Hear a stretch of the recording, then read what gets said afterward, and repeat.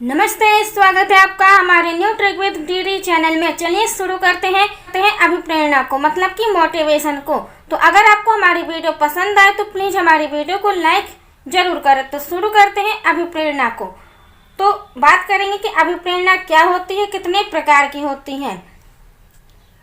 तो अभिप्रेरणा जिसे हम मोटिवेशन कहते हैं, तो अभिप्रेरणा एक प्रकार का कारक शक्ति व्यवहार है जो हमें किसी कार्य को करने के लिए मजबूर करती है। तो अभिप्रेरणा क्या है? एक प्रकार का कारक है। अभिप्रेरणा क्या है? शक्ति है। और अभिप्रेरणा क्या होता है? हमारा व्यवहार होता है जो हमें किसी भी कार्य को करने के लिए क्या करती है? मजबूर करती है। अभिप्रेरणा वह प्रेरक शक्ति है जो हमें किसी कार्य को करने के लिए मजबूर करती है। इसके लिए जो शब्द अंग्रेजी में उपयोग में लाया जाता है उसे निम्न प्रकार से समझ सकते हैं। तो जो अंग्रेजी का शब्द है, अभिप्रेरणा का जो अंग्रेजी शब्द है वो है मोटिवेशन। तो अभिप्रेरणा जिसे अंग्रेजी में मोटिवेशन कहते हैं, मोटिवेशन लैटिन भाषा के मोटम से बना है जिसका अर्थ टू मूव, गति देना, धक्का देना होता है। आपको यहाँ विशेष रूप से बस दो ही चीजें याद रखनी है कि जो अभिप्रेरणा है वो क्या है? मोटिवेशन है। मोटिवेशन लैटिन भाषा से बना है। लैटिन भाषा के किस शब्द से? मोटम से बना है, जिसका अर्थ होता है टू मूव, गति देना और धक्का देना। नेक्स्ट बात करते हैं कि मनोवैज्ञानिकों के अनुसार परिभाषा कि जो अभिप्रेरणा है उसे मनोवैज्ञानिकों ने किस तरीके से परिभाषित किया है, अब हम उसकी बात करने वाले हैं। तो सबसे पहले बात करते हैं स्किनर की, स्किनर महोदय की। तो स्किनर के अनुसार है कि अभिप्रेरणा अधिगम का सर्वोच्च राजमार्ग है या स्वर्ण पथ है या हृदय होती है। तो आपको स्किनर में तीन शब्दों को याद रखना है कि अभिप्रेरणा को स्किनर ने क्या कहा है। तो वो कहा है सर्वोच्च राजमार्ग, और क्या कहा है? स्वर्ण पथ भी कहा है और हृदय कहा है। तो जो अभिप्रेरणा है वो स्किनर के अनुसार सर्वोच्च राजमार्ग है, स्वर्ण पथ है और हृदय है। तो इसे हम एक ट्रिक के द्वारा याद करने की कोशिश करेंगे। तो देखिए, स्किनर से हम याद कर सकते हैं अपनी स्किन को। तो अगर किसी व्यक्ति को अपनी स्किन को बहुत अच्छा करने का राज मिल जाए, मतलब उसे सर्वोच्च राज मिल जाए कि कैसे हम अपनी स्किन को बहुत अच्छे से रख सकते हैं, तो इस तरीके से आप इनके जो सर्वोच्च राजमार्ग इस शब्द को आप याद रख सकते हैं। और जो नेक्स्ट है स्वर्ण पथ। तो स्किनर, तो देखिए, जब किसी व्यक्ति की स्किन चमकती है तो वो कैसी दिखती है? एकदम स्वर्ण, मतलब सोने की तरह दिखती है। और उस व्यक्ति का हृदय भी क्या होता है? बहुत अच्छा माना जाता है। तो इस तरीके से आप इस ट्रिक के द्वारा स्किनर की परिभाषा को याद रख सकते हैं। तो एक बार रिपीट करते हैं कि स्किनर से हम स्किन याद करेंगे। स्किन क्या होती है? अगर किसी व्यक्ति को अपनी स्किन को अच्छा रखने का राज मिल जाए, सर्वोच्च राज मिल जाए, किस तरीके से हम अपनी स्किन को सही रख सकते हैं, तो उस व्यक्ति की जो स्किन है वो कैसी? एकदम सोने की तरह चमकेगी और उसका हृदय भी क्या है? बहुत अच्छा होगा। नेक्स्ट बात करते हैं विलियम मैकडूगल के अनुसार। तो विलियम मैकडूगल के अनुसार है कि अभिप्रेरणा वे शारीरिक एवं मनोदैहिक दशाएं होती है जो हमें किसी कार्य को करने के लिए प्रेरित करती हैं। तो विलियम मैकडूगल क्या कहते हैं? विलियम मैकडूगल कहते हैं कि अभिप्रेरणा को इन्होंने क्या कहा है? तो विलियम मैकडूगल ने अभिप्रेरणा को कहा है शारीरिक एवं मनोदैहिक दशाएं। तो शारीरिक एवं मनोदैहिक दशाएं किसने कहा है? ये कहा है विलियम मैकडूगल ने। तो जो हम शारीरिक क्रिया करते हैं, जो हमारी शारीरिक क्रिया है, जैसे कि भूख, प्यास, नींद, ये सब क्या है? हमारी शारीरिक क्रिया है। जैसे कि अगर आपको भूख लगती है तो आप खाना खाएंगे ही, तो आप खाना खाने के लिए क्या है? मोटिवेट होंगे। अगर आपको नींद आ रही है, मतलब आपको सोना ही है, तो वो सोने के लिए क्या है? नींद आपको अभिप्रेरित कर रही है। तो ये होता है आपका शारीरिक अभिप्रेरणा। और अगर मनोदैहिक की बात करें तो मनोदैहिक मतलब कि मन और देह, जो काम मन से किया जाए, जिस काम को करने के लिए हमारा मन बोले, तो वो किसके कारण बोलता है? वो बोलता है आपके मोटिवेशन के कारण। आप जितने ज़्यादा मोटिवेट होंगे आप किसी काम को उतनी ही अच्छी तरीके से करेंगे। तो आपको यहाँ याद रखना है कि विलियम मैकडूगल ने किन दो शब्दों का प्रयोग किया है अपनी परिभाषा में। तो विलियम मैकडूगल ने अपनी परिभाषा में केवल 2 ही शब्दों का प्रयोग किया है, वो किया है शारीरिक एवं मनोदैहिक दशाएं। तो इसे हम एक ट्रिक के द्वारा भी याद रख सकते हैं। तो देखते हैं ट्रिक क्या है। तो देखिए, विलियम मैकडूगल, विलियन से हम याद रखेंगे विलीन, कि हमारा शरीर क्या होता है? विलीन हो जाता है। एक समय आता है कि हमारा शरीर क्या है? विलीन हो जाता है, नष्ट हो जाता है। और केवल शरीर ही नष्ट नहीं होता, हमारा मन और देह दोनों ही नष्ट हो जाते हैं। मैकडूगल मतलब कि मैं और तू। मैकडूगल, मैं और तू मतलब कि शरीर और मन दोनों ही क्या हो जाते हैं? विलय हो जाते हैं। तो इस तरीके से आप इसे याद रख सकते हैं कि विलियम मैकडूगल, विलियम का मतलब हो जाएगा यहाँ विलीन से, मैकडूगल का मतलब मैं और तुम कौन? शरीर और मन और देह, शरीर और मनोदेह मतलब मन और देह। तो ये सब क्या हो जाते हैं? विलीन हो जाते हैं। तो इस तरीके से आप इसे याद रख सकते हैं। नेक्स्ट बात करते हैं श्रीमती गुड एनफ के अनुसार। तो इनके अनुसार जो अभिप्रेरणा बताई गई है वो बताई गई है कि श्रीमती गुड एनफ के अनुसार है कि किसी कार्य को आरंभ करने, जारी रखने व नियमित बनाने की प्रक्रिया ही अभिप्रेरणा है। तो अगर श्रीमती गुड एनफ के अनुसार देखा जाए तो वो इन्होंने क्या कहा है? तो इन्होंने कहा है कि व्यक्ति अगर किसी कार्य को आरंभ कर दे तो आरंभ करना बस ही जरूरी नहीं होता है, उसे जारी रखना, उसे कंटिन्यू रखना भी बहुत जरूरी होता है।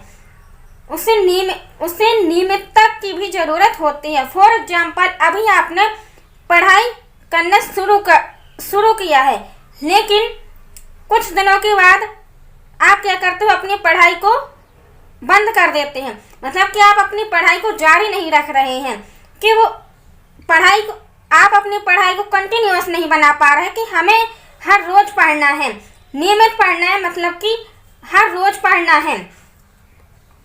तो ये होता है आपका अभिप्रेरणा। अगर कोई व्यक्ति कार्य करना आरंभ कर दे और अगर उसे मोटिवेशन ना मिले तो व्यक्ति का कार्य क्या है? रुक जाता है, वो अपने कार्य को जारी नहीं रख पाता है। और अगर मोटिवेशन मिल जाए तो वही व्यक्ति क्या करता है? किसी भी कार्य को जारी रख सकता है, मतलब कि उसे आगे तक ले जा सकता है, उसे नियमित बना सकता है, उसे हर रोज करेगा।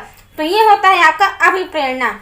तो श्रीमती गुड एनफ के अनुसार आपको 3 शब्द याद रखना है कि किसी कार्य को जब व्यक्ति आरंभ करे तो उसे जारी भी रखे और उसे नियमित भी बनाए। तो इसे हम एक ट्रिक के द्वारा याद करने की कोशिश करते हैं। तो देखिए, श्रीमती गुड एनफ, तो गुड का मतलब क्या होता है? अच्छा कार्य। तो अगर कोई व्यक्ति कार्य आरंभ कर दे और उसे जारी भी रखे तो मतलब वो क्या कर रहा है? अच्छा कार्य कर रहा है, गुड कार्य कर रहा है, गुड वर्क कर रहा है। तो इस तरीके से आप इस परिभाषा को याद रख सकते हैं। तो उपर्युक्त अवधारणा मतलब कि उपर्युक्त जो परिभाषा अभी तक हमने पढ़ी है, इन परिभाषाओं से क्या स्पष्ट होता है? तो उपर्युक्त अवधारणाओं से स्पष्ट होता है कि कोई भी कार्य करने के लिए हमें कुछ बाह्य तथा आंतरिक शक्तियां प्रेरित करती हैं और हम किसी कार्य को कर पाते हैं। ये शक्तियां ही क्या होती है? हमारे लिए प्रेरणा होती है। जो हमारी बाह्य शक्तियां हैं और आंतरिक शक्तियां हैं, यही क्या होती है? हमारे लिए अभिप्रेरणा का कार्य करती है। नेक्स्ट बात करते हैं प्रेरक, जिसे अभिप्रेरणा भी कहते हैं। तो प्रेरक क्या होते हैं? वे कारक जो हमें किसी भी कार्य को करने के लिए प्रेरित करते हैं, प्रेरक कहलाते हैं। फॉर एग्जाम्पल, भूख, प्यास, नींद, काम, पद, प्रतिष्ठा, पुरस्कार, सजा, दंड, ये सब क्या कहलाते हैं? हमारे प्रेरक कहलाते हैं, जो हमें किसी कार्य को करने के लिए प्रेरित करते हैं। अब जो ये प्रेरक हैं वो कितने प्रकार के होते हैं? 2 प्रकार के होते हैं। पहला है हमारा आंतरिक प्रेरक और दूसरा है हमारा बाह्य प्रेरक। तो बात करते हैं आंतरिक प्रेरक की। तो आंतरिक प्रेरक क्या होता है? तो आंतरिक प्रेरक वे प्रेरक जो हमारे शरीर से उत्पन्न होते हैं, जैसे भूख, प्यास, नींद, काम, संवेग आदि। तो जो भूख, प्यास, नींद, काम, संवेग है, ये क्या है? हमारे आंतरिक प्रेरक है। इन प्रेरणाओं से व्यक्ति निश्चित रूप से कार्य करता है, इसीलिए इसे हम सकारात्मक प्रेरक, जन्मजात प्रेरक, दैहिक प्रेरक या प्राकृतिक प्रेरक भी कहते हैं। अब बात करते हैं कि कैसे इसे हम जन्मजात कहते हैं, इसे हम सकारात्मक कैसे कह सकते हैं, इसे हम दैहिक कैसे कह सकते हैं, और इसे हम प्रेरक, इसे हम प्राकृतिक प्रेरक कैसे कह सकते हैं। तो देखिए, ये क्या होते हैं? हमारे शरीर से उत्पन्न होते हैं। पहली बात आपको यही याद रखना है इसमें कि जो आंतरिक प्रेरक होते हैं वो हमारे शरीर से ही उत्पन्न होते हैं, जैसे कि भूख। अब अगर किसी व्यक्ति को भूख लगी है तो वो क्या करेगा? खाना खाएगा ही, उसे खाना खाना ही होगा। मतलब कि इसमें कार्य क्या है? निश्चित रूप से हो रहा है।